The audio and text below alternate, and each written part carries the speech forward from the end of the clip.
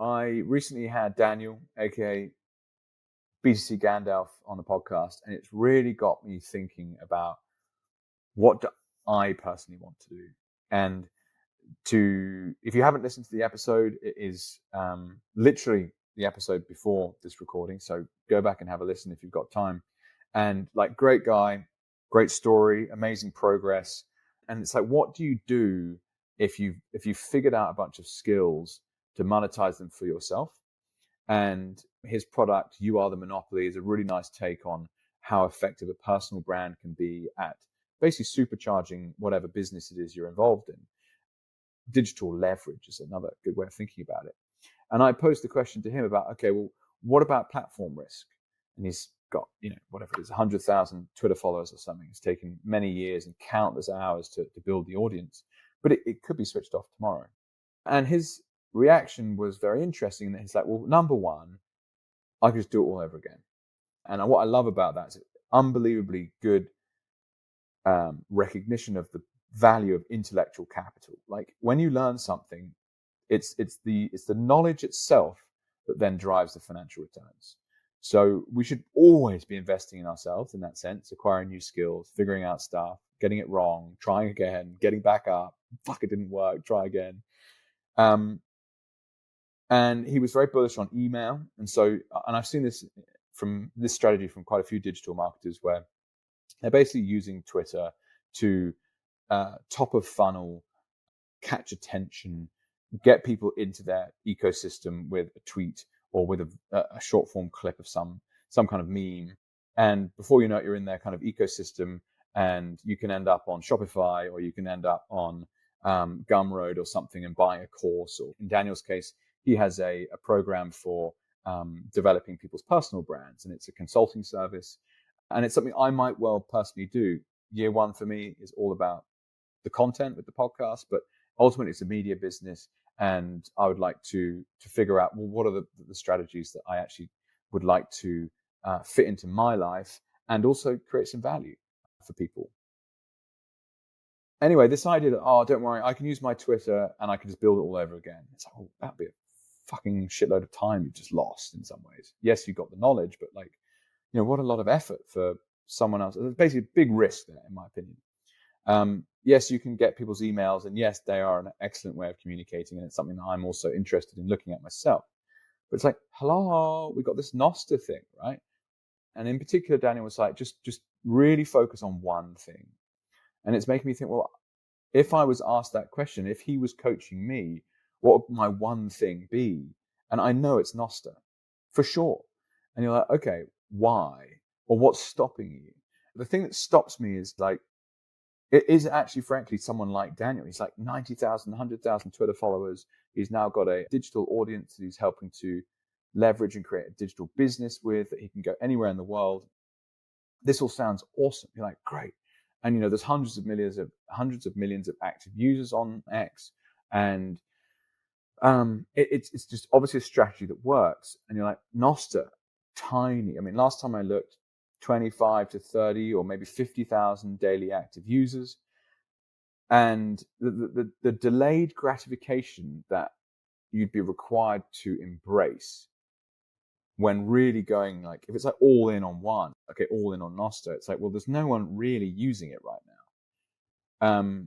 And therefore you're walking away from like big audience size, and perhaps even walking away from the marketplace for ideas. Like, is that the right call? Is to like head to this niche or smaller part of the internet, this thing we call Nostr, and hang out there and not force, but like focus your attention there.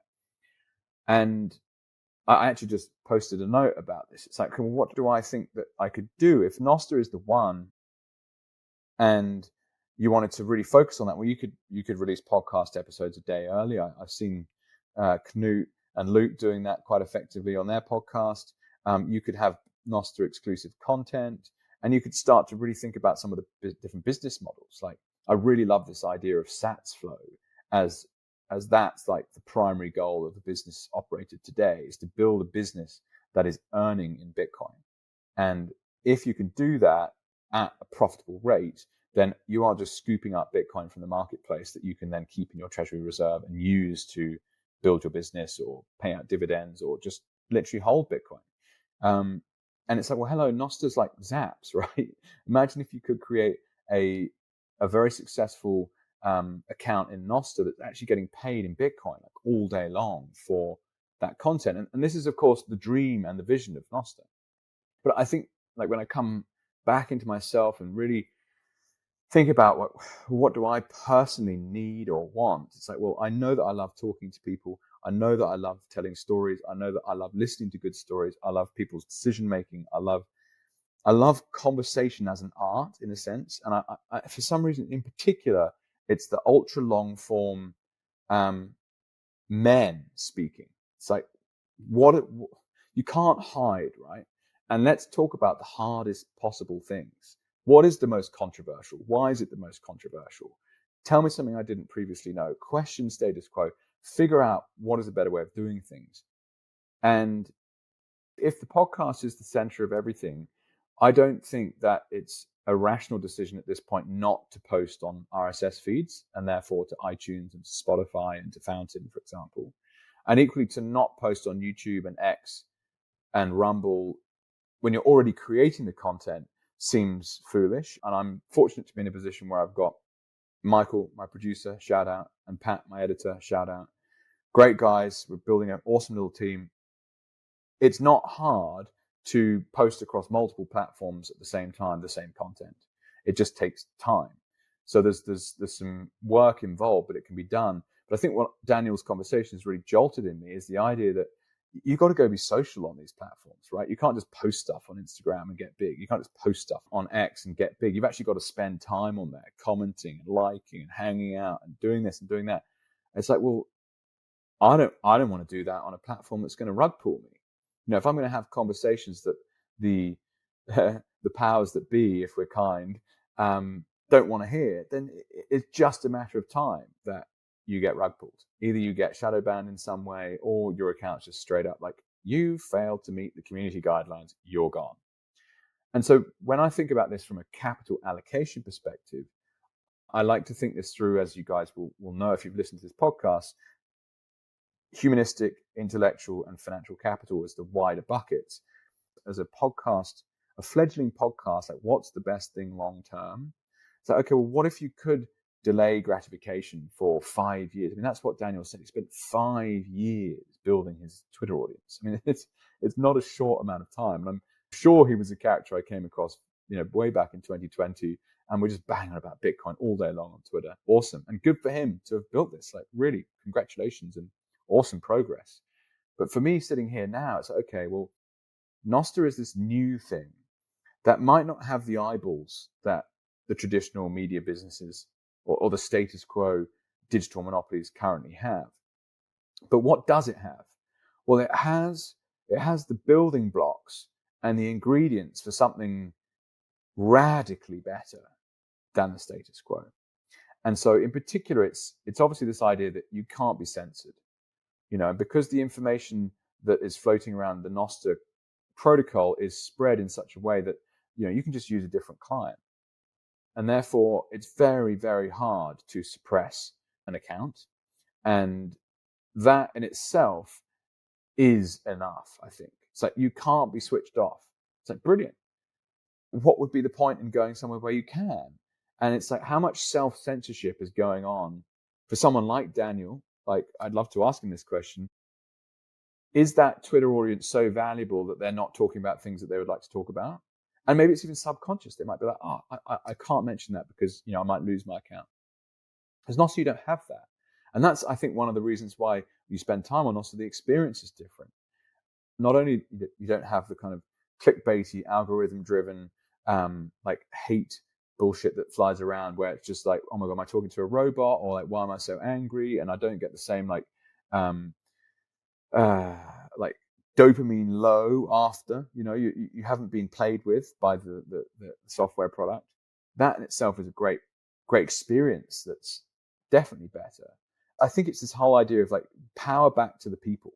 It's like the user is the center of Nostr. And so if you're the product, Sorry, if the product is free, you're the product. And so that's why it's been an interesting experience posting content on Nostr. It's like, okay, well, actually, you have to have a Nostr.build account. And, shout out to Fishcake for doing that. And hopefully we can get some analytics and stuff going. And I've given him feedback as to, I don't even know actually at this point, as to how they might improve their product. It's a collaboration because I need it, right? I want to know, like, where's my content going? Who's seeing it? But equally, the data set that they give back isn't the same because they don't know necessarily the location of a Nostr account. They don't necessarily know the age. There's a lot. It's different, but you can still see how much attention did your content get.